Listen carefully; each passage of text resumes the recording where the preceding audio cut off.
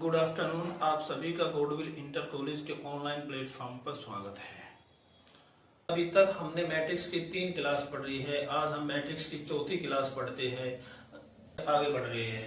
जैसा कि मैंने ये लिखा 3 मल्टीपल 4, इसमें जो मेरे पास 3 है आपको पता होगा ये रो को रिप्रेजेंट करता है, और जो मेरे पास 4 है ये कॉलम को रिप्रेजेंट करता है। अब मैं ये कहूँ आपको कि आप 3 मल्टीपल 4 का एक मैट्रिक्स बनाओ। जैसे मैंने कोई 3 मल्टीपल 4 का मैट्रिक्स बना दिया, इसे मैंने दिया 2, 3, 4 और 5। ये तो हो गई मेरे पास रो। अब इसे ले लिया मैंने 4, 5, 7, 9, 2, 5, 8, 4 और जैसे अब मैंने ले लिया 5, 6, 7 और 9। ये मेरे पास क्या हुआ, 3 मल्टीपल 4 का एक मैट्रिक्स हो गया। मीनिंग बोले तो 3 मल्टीपल 4 का एक आव्यूह हो गया है। और आपको पता है, मैंने आपको जब सबसे पहली क्लास लिखी तब भी बताया था, जब भी हम मैट्रिक्स का क्रम लिखते हैं तो हमेशा यहाँ पर लिखते हैं। तो ये क्या है मैट्रिक्स का, जैसा कि मैंने एक मैट्रिक्स लिखा 3 मल्टीपल 4 का। अब बात को आप समझो। जैसे मेरे पास ये क्या है, ये मेरे पास फर्स्ट रो है और ये मेरे पास क्या है, फर्स्ट कॉलम है। जैसा कि मैंने बताया था, जब भी हम अवयव को लिखते हैं तो हम हमेशा स्मॉल लेटर में लिखते हैं, और जब भी हम किसी अवयव को रिप्रेजेंट करते हैं तो हमेशा कैपिटल लेटर से रिप्रेजेंट करते हैं। जैसे मेरे पास ये 2 है। अब मैं इन अवयवों को कुछ नाम दे रहा हूँ, वे नाम थोड़ा ध्यान से देखिए। जैसे मेरे पास 2 है, इस 2 में क्या है, ये मेरे पास अवयव है, ये फर्स्ट रो और फर्स्ट कॉलम में है। तो मैं क्या लिखूंगा, A11। जो मेरे पास यहाँ पर पहले वाला 1 है ये तो है मेरे पास रो का, और जो मेरे पास सेकंड वाला 1 है ये मेरे पास है कॉलम। अब जैसे मैं इसको नाम दूं 3 को, इसको मैं क्या नाम दूं, इसको मैं नाम दिया, ये आप एक बात देखो, ये मेरे पास क्या है, फर्स्ट रो, और ये क्या है मेरे पास सेकंड कॉलम।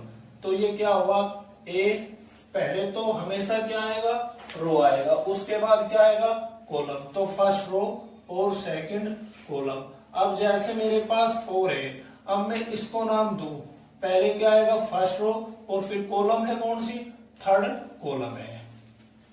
अब जैसे मेरे पास ये 5 है, अब मैं इस 5 को नाम दूं, जब भी हम किसी अवयव को नाम देंगे सबसे पहले हम रो देखेंगे। ये मेरे पास रो है कौन सी, थर्ड, और कॉलम है सेकंड, तो मैं इसको नाम दूंगा A3, और मेरे पास ये क्या है, कॉलम, और कॉलम है मेरे पास कौन सी, सेकंड, तो मैं इसे नाम दूंगा A32। अब मैं इसकी बात करूं तो मैं इसे नाम दूंगा थर्ड रो और फर्स्ट कॉलम, तो मैं इसे नाम दूंगा A31। अब जैसे मैं इस 4 की बात करूं, इस 4 को मैं नाम दूंगा, मेरे पास ये सेकंड रो है और फर्स्ट है कॉलम, तो मैं इसे नाम दूंगा A21। जैसा कि प्यारे बच्चों, अब मैं इसकी बात करूं 7 की, अब मैं 7 को क्या नाम दूंगा, आपको मैंने अभी बताया, पहले मैं रो को नाम दूंगा, उसके बाद मैं कॉलम को नाम दूंगा। तो ये मेरे पास इसमें ये क्या है, 4th row and third column, तो A4 थर्ड। अब जैसे मेरे पास 9 है, अब मैं 9 को क्या नाम दूंगा, 4th रो है और 4th क्या है, कॉलम है, तो मैं इसको नाम दूंगा A44। प्यारे बच्चों, ये मेरे पास क्या है, एक मैट्रिक्स है, और जो मैंने अभी ये रिप्रेजेंट किया है ये आपको सिर्फ ये बताया है, जब भी हम किसी अवयव को लिखते हैं तो वो इस टाइप से लिखते हैं। अब जैसे देखो, ये मेरे पास क्या था, ये मेरे पास एक मैट्रिक्स है। अब ये मैट्रिक्स मुझे लिखना 3 मल्टीपल 4 का। जैसे मेरे पास ये 2 था, इस 2 को मैंने क्या नाम दिया था, A11। अब मेरे पास ये है 3, मैंने इसको क्या नाम दिया था, A12। अब मेरे पास 4 को मैंने क्या नाम दिया था, A13। और जो मेरे पास ये 5 होगा, इसको मैं क्या नाम दूंगा, A14। अब आप प्यारे बच्चों ये चीजें समझ गई होंगी। अब मैंने 4 को क्या नाम दिया था, A21, और मैंने 5 को नाम नहीं दिया, पर लेकिन मुझे पता है जो मेरे पास 5 है सेकंड रो और सेकंड कॉलम में है, तो मैं इसे नाम दूंगा सेकंड रो और सेकंड कॉलम। जो मेरे पास 7 है, इसे है ये A23। अब मेरे पास A9 है, ये A24। अब मेरे पास ये 2 है, अभी मैंने इसको नाम दिया था A31। अब जो मेरे पास 5 है, इसे नाम दिया था मैंने A32।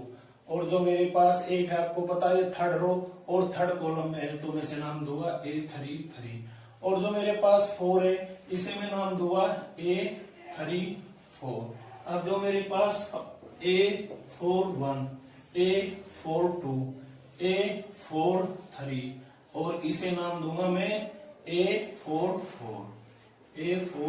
अरे मेरे पास हो गया 34 का एक आगे। प्यारे बच्चों, अब हम देखते हैं general notation of matrix. Hindi में बोले तो आव्यूह का निरूपण।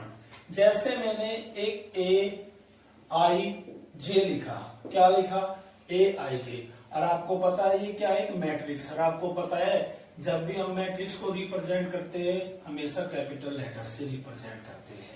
जैसे मेरे पास ये I है, अभी हमने चंद लम्हों पहले बात की, ये क्या है? रो। हिंदी में बोले तो पंक्ति। और जो मेरे पास J है इसको हम बोलते हैं कॉलम। हिंदी में बोले तो स्तंभ। अब जैसे क्या है, मैं आपको एक बात बता दूं सबसे इंपॉर्टेंट है, और मैं आपको एक बात और बता दूं, 2020 जब 2021 में आप एग्जाम दोगे तो आपकी कंपलसरी 99% यहां से क्वेश्चन पक्का आएगा। अब आप देखें, जो मेरे पास I क्या है? रो, और J क्या है? कॉलम। रो क्या होती है? पंक्ति, और कॉलम क्या होता है? ये अभी हमने चंद लम्हों पहले बात की थी और मैंने एक A31 लिखा था। अब जैसे क्या होता है, यहाँ से क्वेश्चन क्या बनता है? जो मेरे पास आपको पता है जो फर्स्ट होता है उसको मैं क्या नाम देता हूँ? रो। तो यहाँ पर क्या हुआ मेरे पास? यहाँ पर क्या हुआ? रो की वैल्यू क्या हुई? रो की वैल्यू कितनी हुई? 3। और जो मेरे पास आपको पता है जो ये बाद वाला होता है इसे हम नाम देते हैं स्तंभ, और बोले तो कॉलम। यहाँ से स्तंभ की वैल्यू या कॉलम की वैल्यू क्या हुई? ये हुई मेरे पास 1। और आपको इसको है ना बहुत ध्यान से समझना है। 2021 में 99% यहीं से क्वेश्चन आएगा। क्यों? क्योंकि एनसीईआरटी का फेवरेट है। एनसीईआरटी अगर इसमें से कोई क्वेश्चन भी पूछता ना मैट्रिक्स में तो ये चीज पूछता है पिछले 5 साल। बच्चों, अब हम क्वेश्चन पे डिस्कस करते हैं जो आपकी बुक में है, क्वेश्चन नंबर 5। ये कहा है इसमें कि AIJ 2 × 2 का मैट्रिक्स फाइंड आउट करना है। उसमें एक कंडीशन है कि IJ = I + J की कंडीशन को फॉलो करता हुआ एक मैट्रिक्स फाइंड आउट कीजिए। जैसा कि मैंने अभी बताया, जो I है, I रो को रिप्रेजेंट करता है, जो J है, J कॉलम को रिप्रेजेंट करता है। जैसा कि मैंने मान लिया मेरे पास 2 2 का एक मैट्रिक्स है, वो हमने अभी लिखना सीखा है AI1, A12 और A21 और A22। अब यदि मैं A11 की वैल्यू फाइंड आउट कर लूं, A12 की वैल्यू फाइंड आउट कर लूं, A21 की वैल्यू फाइंड आउट कर लूं, A22 की वैल्यू फाइंड आउट कर लूं, तो मेरे पास एक 2 2 का मैट्रिक्स और इस कंडीशन को फॉलो करता हुआ एक मैट्रिक्स मुझे फाइंड आउट हो जाएगा। जैसे मैं सबसे पहले देखूं A11, जैसा कि अभी मैंने चंद लम्हों पहले बताया था, जब भी मुझे A11 होगा तो यहाँ पर I की वैल्यू 1 होगी और J की वैल्यू भी 1 होगी। अब मैं इस कंडीशन में पुट आउट कर रहा हूं। जैसे मेरे पास फर्स्ट कंडीशन है A11 के लिए I की वैल्यू कितनी है? 1 और प्लस J की वैल्यू है कितनी? 1। तो 1 + 1 = क्या हुआ? 2। अब मैं फाइंड आउट करूं A12। क्या फाइंड आउट करूं? A12। जैसा कि आपको पता होगा I की वैल्यू कितनी है? 1, J की वैल्यू कितनी है? 2। और यहां से मैं क्या करूं? यहां से मैं A12 की वैल्यू फाइंड आउट करूं। I की जगह मैंने 1 रखा, I की जगह मैंने 1 रखा और 2 की जगह मैंने रखा 3। तो 1 + 2 वैल्यू आई कितनी? 3। अब जैसे मैं बात करूं A21 की, अब यहां से क्या हुआ? I की वैल्यू हुई 2 और J की वैल्यू हुई 1। तो मेरे पास A21 की वैल्यू क्या हुई? मेरे पास I की जगह मैंने 2 रखा और J की जगह मैंने 1 रखा, तो वैल्यू आई 3। अब जैसे मैं find out A22 find out कर रहा हूं, तो यहां से I की वैल्यू 2 हुई और J की वैल्यू भी क्या हुई? 2। तो यहां से मेरा A22 फाइंड आउट होया 2, I की जगह 2 और J की जगह भी मैंने 2 पुट करा, तो कितनी आई? 4। अब मैंने A11 की, A12 की, A21 की और A22 की वैल्यू यहाँ पर पुट कर दी, तो यहाँ से मेरे पास एक मैट्रिक्स प्राप्त होया। और वो मैट्रिक्स क्या हुआ, मेरे पास यहाँ पर की वैल्यू आई 2 और 12 की वैल्यू आई मेरे पास 3, A21 की वैल्यू आई 3 और इसकी वैल्यू आई 4। और यही मुझे मैट्रिक्स फाइंड आउट करना था। दूसरी बात, मैंने आपको क्या बताया था, जब भी हम मैट्रिक्स को रिप्रेजेंट करेंगे तो हमेशा कैपिटल लेटर से करेंगे, तो यहाँ पर भी ए होना चाहिए था। आइए अब हम देखते हैं क्वेश्चन नंबर 6। जो मेरे पास क्वेश्चन नंबर 6 है वो है Aij 2 मल्टीपल 3 का एक आरवी फाइंड आउट करना है। और एक कंडीशन मुझे गिवन है Aij equal to i minus j plus i plus j को फॉलो करता हुआ एक मैट्रिक्स फाइंड आउट करना है। जैसे अभी मैंने एक बात बताई थी, अब यहाँ पर मैं एक मैट्रिक्स लिख लू Aij 2 मल्टीपल 3, जिसमें 2 तो क्या होगी, रो होगी, और 3 क्या होगी, कॉलम होगी।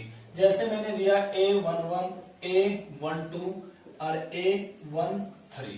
अब एक तो रो होगी, एक कॉलम, दो कॉलम और तीन कॉलम। अब मैंने लिख दिया A21, A22 और A23। ये मेरे पास एक मैट्रिक्स हो गया जो 2 मल्टीपल 3 की कोटि का है। इसमें दो रो है, एक कॉलम, दो कॉलम और तीन कॉलम है। अब मुझे सबसे पहले A11 फाइंड आउट करना होगा, जैसे अभी हमने चंद लम्हों पहले किया। अभी मैंने क्या बताया, i की वैल्यू 1 और j की वैल्यू भी क्या होगी, 1। अब मुझे क्या चाहिए, अब मुझे चाहिए i minus j upon i plus j. अब यहाँ पर क्या होगा, i की वैल्यू 1, j की वैल्यू 1, i की वैल्यू 1 और j की वैल्यू 1, क्या बचा 0 और 2। और आपको पता है जब हम किसी भी संख्या से 0 को भाग देते हैं तो उसका रिजल्ट 0 ही फाइंड आउट होता है। अब मुझे क्या फाइंड आउट करना है, A12। यहां से i की वैल्यू 1, j की वैल्यू क्या हुई 2। अब मुझे क्या चाहिए, i minus j, i plus j. ये मेरे पास क्या हुआ, i की वैल्यू 1, j की वैल्यू माइनस 2, 1 प्लस 2। तो यहां से क्या हुआ, माइनस 1 अपॉन 3। 2 में से 1 गया, क्या बचा, माइनस के 3। अब जैसे मुझे फाइंड आउट करना है A13, यहां से i की वैल्यू क्या हुई 1 और j की वैल्यू क्या हुई 3। अब मैं यहां से i minus j upon i plus J find out कर रहा हूं।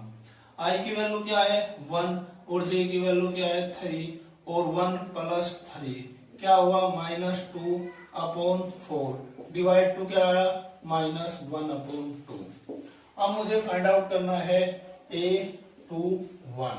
यहां से A21 क्या हुआ, i की वैल्यू क्या हुई 2 और j की वैल्यू क्या हुई 1 हुई। तो यहां से मेरे पास i minus j, i plus j की वैल्यू क्या आई 2 माइनस 1, 2 प्लस 1। 2 में से 1 गए, 1 बचा और 2 प्लस 2 कितना आया 3। अब मुझे यहाँ से A22 की वैल्यू फाइंड आउट करनी है। यहाँ पर क्या हुआ, i की वैल्यू 2, j की वैल्यू 2। क्यों, क्योंकि मैंने अभी चंद लम्हों पहले आपको इसके बारे में डिस्कस किया था। तो यहाँ से क्या आया, i minus j, i plus j की वैल्यू क्या आई, i की वैल्यू 2, j की वैल्यू 2 और 2 प्लस 2 और ये क्या हुआ 0 और 4। अभी मैंने बताया अगर हम किसी भी संख्या को 0 से भाग देंगे तो उसका रिजल्ट क्या आएगा, 0 ही आएगा। अब मेरे पास आया A23। यहाँ से क्या हुआ, i की वैल्यू 2i और j की वैल्यू क्या आई 3। अब मैं यहाँ से i माइनस जे और i plus J find out कर रहा हूँ। तो यहाँ पर 2 माइनस 3 और 2 प्लस 3, यहाँ से क्या माइनस 1 अपॉन 5। अब मैंने क्या किया, अब मैंने ये वैल्यू इसमें पुट कर दिया। जब मैंने ये वैल्यू इसमें पुट की तो मेरे पास रिजल्ट क्या आया, पहला रिजल्ट A11 की वैल्यू कितनी आई 0 और A12 की वैल्यू कितनी आई माइनस 1 अपॉन 3 और यहाँ से A13 की वैल्यू कितनी आई माइनस 1 अपॉन 2। और अब मुझे क्या चाहिए A21 और A21 की वैल्यू